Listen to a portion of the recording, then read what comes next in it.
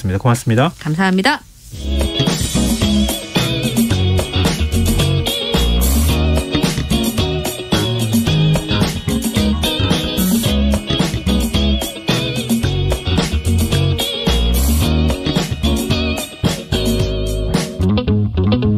김성환의 시사야.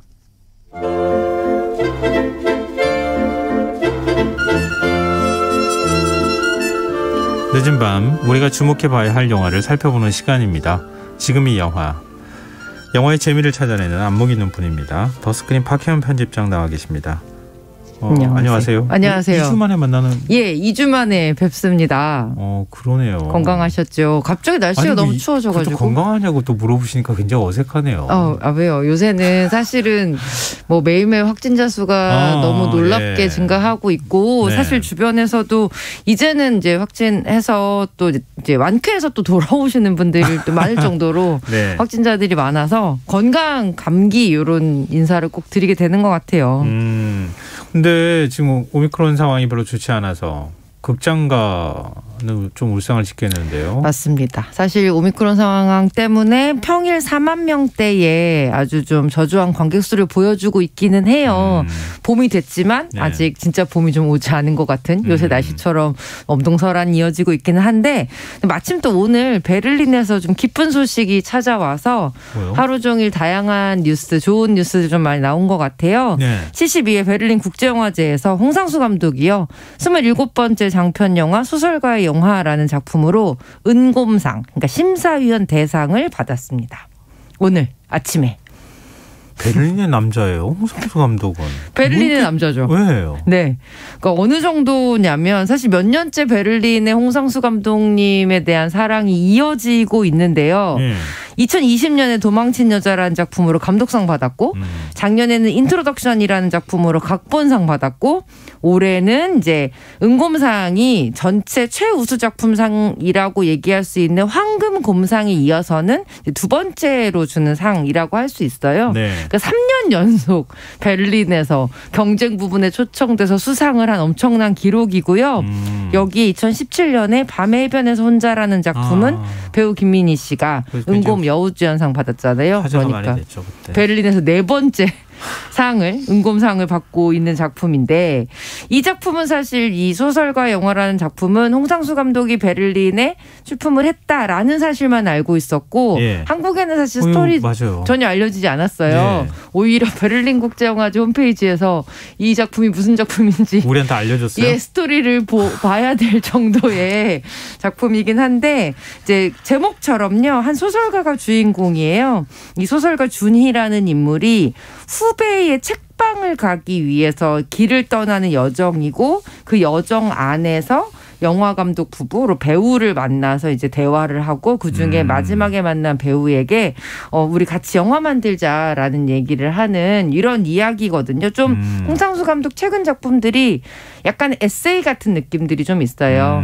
그러니까 홍상수 감독이 보고 있는 아주 미시적인 어떤 세계 안에서 인간들이 만나고 대화하는 그 아주 미묘한 감정들, 이것들을 네네. 좀 보여주고 있거든요. 예.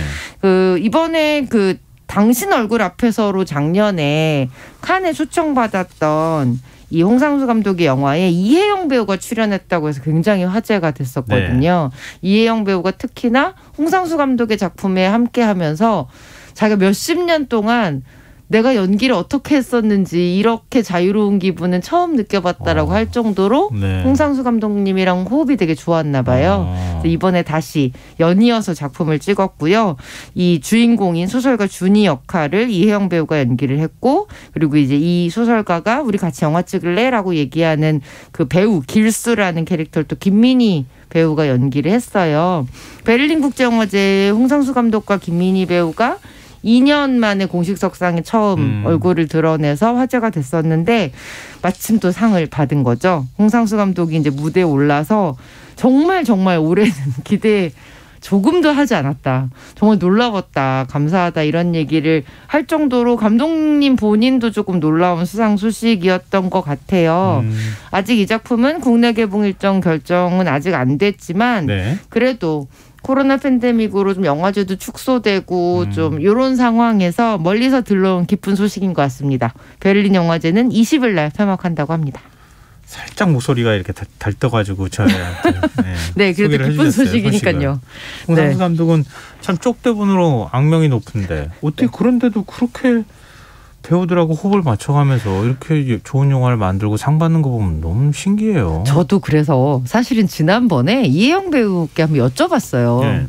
쪽대본이라고 하는데 굉장히 길대요. 그래서 그거를 그날 바로 받자마자 네. 다 외워서 그날치를 찍어야 된대요. 네. 그래서 어렵지 않냐 그렇게 여쭤봤더니 배우 감정 몰입할 시간도 없고 그렇잖아요. 그러니까 홍상수 연습도 안 감독의 하고. 특징인 것 같은데 기존의 그 배우가 평상시에 하는 어떤 말이나 행동 같은 것들을 굉장히 세심하게 관찰을 했다가 그걸 아침에 대본에 녹여내서 배우한테 주나 봐요. 그러면 예. 물론 외워야 될 건 너무 많지만 자신의 안에 무언가를 끄집어내는 것 같은 대본이라서 굉장히 정말 자유롭게 연기할 수 있다 이런 얘기를 들려주더라고요. 근데 재미있는 사실은 그 네. 대본을 끝나면 가져가신대요. 네, 나 이거 내 거야 하고 가져가는 거예요. 다시 이제 다 연기가 끝나면 그 대본을 가져가신대요. 그래서 이렇게 정말 대본이 원래는 이제 책으로 만들어져서 예. 배우들이 한 시나리오로 번씩 그렇게 숙지하잖아요. 만들죠. 네. 근데 그런 대본이 없고 홍상수 감독님 대본은 돌아다니는 대본이 없다고 하더라고요. 그것도 참 신기하네요. 그죠? 하기야 밤에 벼락치기로 써가지고 다음날 주고 또 가져가고. 예, 그러신데요. 하여튼 역시 대감독하고 대배우들이 만나면 네. 뭔가 이 밑에 있는 거를 이렇게 퍼올리는 것 같은 맞습니다. 그런 뭔가 시너지가 생기는 거 아닌가 싶네요. 네. 하여튼 좀 반갑고 기쁜 소식이었던 것 같습니다. 네. 그럼 오늘 박 편집장님이 이것만 얘기하시지는 않을 것 같고 그렇죠. 선정해 오신 영화가 있을 거 아니겠어요? 네, 극장가가 사실은 좀 침잠하는 상황이었는데 오랜만에 좀 대형 인기 영화가 출격을 했어요. 극장가에 네. 톰 홀랜드라고 우리한테는 스파이디라고 사랑받는 네. 이 톰 홀랜드가 언차티드라는 영화로 이제 개봉을 했는데요. 이 작품이 왜 화제가 됐냐면 하루에 아까 관계 한 4만 명대로 굉장히 좀 저조하다 말씀드렸잖아요. 네. 그런데 이 작품이 개봉하기 전에 이미 예매 티켓이 8만 장 이상 예매가 되면서 사람들이 이제 극장 가려고 이렇게 기다리는 모습을 보여줬다는 거죠. 스파이더맨의 후광을 입은 건가요? 확실히 우리나라 관객들이 가장 사랑하는 스파이디가 톰 홀랜드인 건 맞는 것 같고요. 또 이렇게 예고편을 보시면 아시겠지만 오랜만에 좀 이렇게 환상이 모험을 떠나는 이런 영화를 보고 싶어 하셨던 관객들, 좀 스케일도 크고 액션도 조금 화려한 이런 작품을 보고 싶어 했던 관객들이 극장에 가는 것 같아요. 네. 그러니까 그야말로 미지의 세계에서 보물을 찾아 떠나는 두 청년의 이야기입니다. 네이선이라는 청년과 트레저 헌터 설리라는 청년이 이 정말 50억 달러라고 얘기하는 보물을 찾아서 떠나는 액션 어드벤처 영화예요. 요즘처럼 좀 답답할 때 이렇게 네. 막 확 장쾌하고 맞아요. 이렇게 신나는. 네. 네. 눈이 시원해지는. 네, 조금 거짓말이 있더라도. 아니, 뭐 이건 많이 거짓말 들어가야 되는 거 아니에요? 이런 그렇죠. 영화들. 네. 근데 저도 예고편밖에 못 봤어요. 네. 예고편 보니까 막 배가 하늘을 날아다니고 막 배가 하늘 그러더라고요. 날아다니고 막 금이 잔뜩 들어있는 항아리가 예. 쫙 넘어지고. 근데 그거는 보물선 찾아다니는 늘 똑같은 스토리 같기는 한데 네. 어떤 매력이 있을지 스토리가 어떻게 돼 있는 거예요? 사실 이 작품은요, 스토리가 궁금해서 오시는 분들보다는 나 보고 싶어라고 하시는 분들이 이미 되게 많을 것 같아요. 왜냐하면 동명의 게임을 원작으로 한 작품이에요. 그렇구나. 네. 스토리를 간단하게 소개시켜드리면 이제 보육원에서 자라서 지금은 평범하게 살고 있는 네이선이라는 청년이 있어요. 네. 그런데 어느 날 트레저 헌터, 그러니까 보물 사냥꾼인 썰리라는 인물이 와서 500년 전에 마젤란이 숨겨놓은 보물을 찾으러 가자. 네. 근데 거기엔 살짝 안 끌렸어요. 그랬는데 예전에 헤어졌던 형의 행방하고 그 보물이 연관이 되어 있다는 사실을 알게 되면서 이제 모험을 떠나는 이야기죠. 당연히 악당 가문도 존재를 하고요. 네. 그러니까 공식적으로 어드벤처 영화가 가야 되는 공식들을 잘 따라가는 작품이죠. 뭐 지도를 보고 거기에 어떤 힌트를 찾아내서 그곳에 직접 가고 뭐 놀라운 광경을 보고 이제 이런 것들이 연결이 되는데 말씀드렸던 것처럼 게임을 영화로 옮긴 작품이잖아요. 네. 게임 유저들이 기대하는 것들이 있더라고요. 원래 거요? 게임은 사실은 이제 그 움직임이 비현실적이라도 전혀 상관이 없잖아요. 네. 그런데 그 비현실적인 주인공들의 움직임이나 어떤 배경을 영화가 어떻게 좀 사실적으로 보여줄 수 있지라고 하는 부분들이 아무래도 제일 관심사셨던 것 같아요. 그러니까 사실 비현실적인 걸 현실적으로 굳이 만들 필요 없는 거 아니에요? 그냥 비현실적으로 가도 되지 않아요? 근데 일단 너무 만화 같으면은 또 약간 흑해감이 떨어지는 부분이 있잖아요. 그러니까 실사 영화의 굉장한 재미인데 분명히 허구는 허구지만 정말 저런 일이 천에 하나 있을지도 모른다는 약간의 개연성을. 제가 보물섬 지도 갖고 있다 그러면서 그럼요. 같이 찾으러 가자고 네. 편집장님한테 얘기하면 같이 가겠어요? 저는 갈래요. 진짜요? 네. 출근하는 것보단 재밌을 것 같으니까 갈래요, 저는. 예. 근데 그렇게 이제 뭐 지상이나 아까 말씀드렸던 하늘을 날아다니는 보물선이나 그리고 뭐 비행기에서 이제 짐이 떨어졌는데 그 네. 짐을 이렇게 타면서 막 비행기 안으로 다시 들어가는. 그 게임에서 많이 보는 장면 그렇죠. 같은데요? 예, 그 게임에서 많이 봤던 장면들을 실제 배우들이 연기하는 것들을 굉장히 재밌게 보여줬는데 이 감독님들도 좀 아셨던 것 같아요.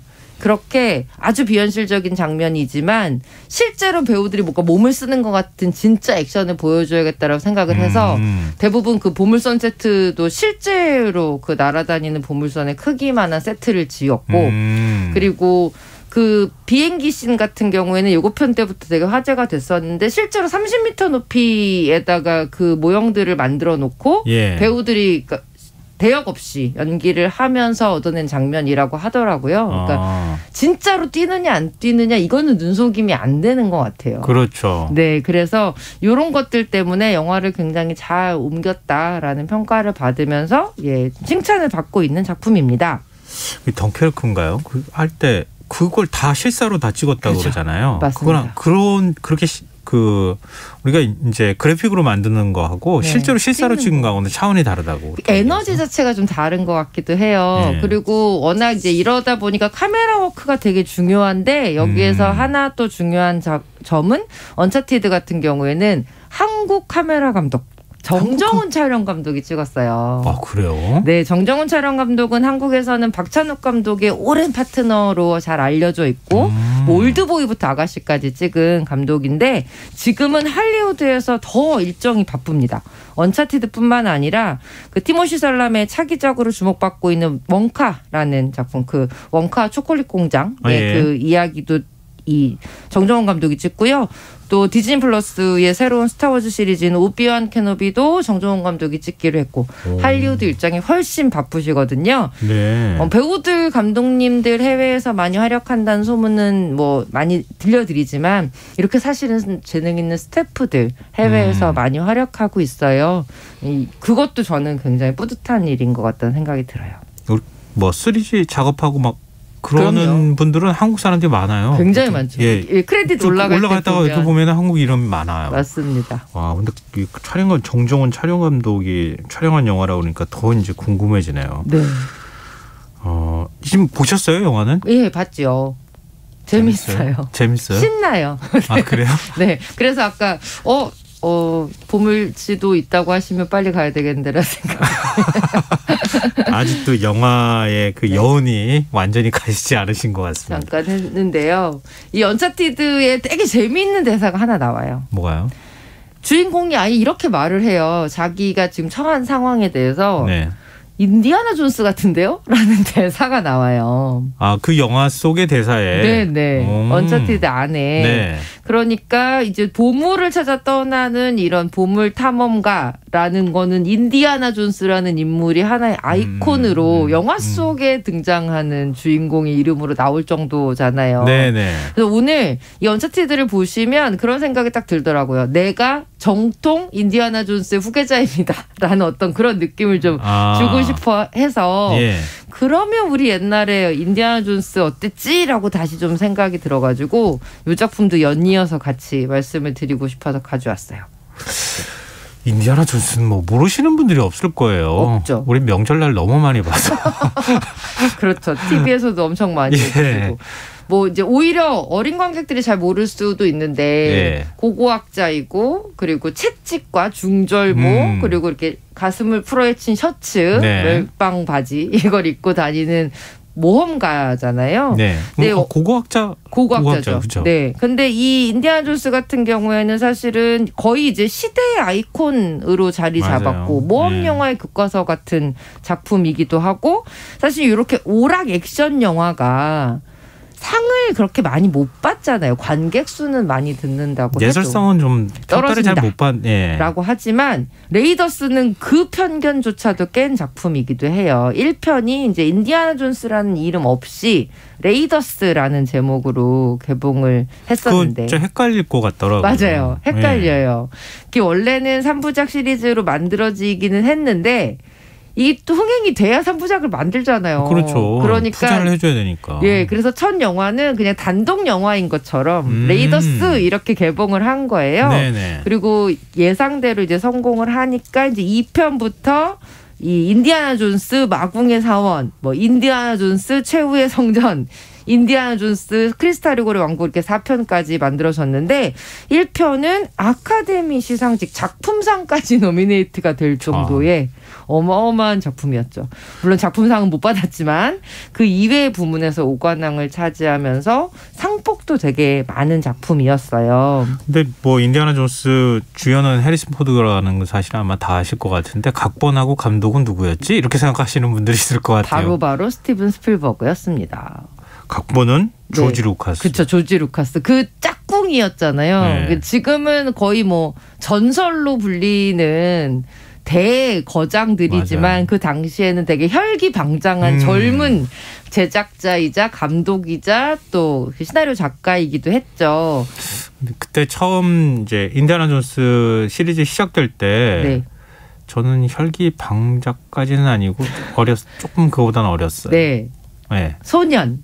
네, 모험을 좋아하는 그렇죠. 소년이셨겠죠. 딱 저희가 그 인디아나 존스를 보면서 자랐던 세대인 것 같아요. 맞아요. 저도 잠깐 꿈이 고고학자였어요. 고고학자가 되면 저렇게 사는 줄 알고 잠깐 꿈. 그런 꿈 꾼 사람들이 굉장히 많아요. 맞아요. 땅 파고 붓질하면서 이렇게 할 거라고는 상상을 못했죠.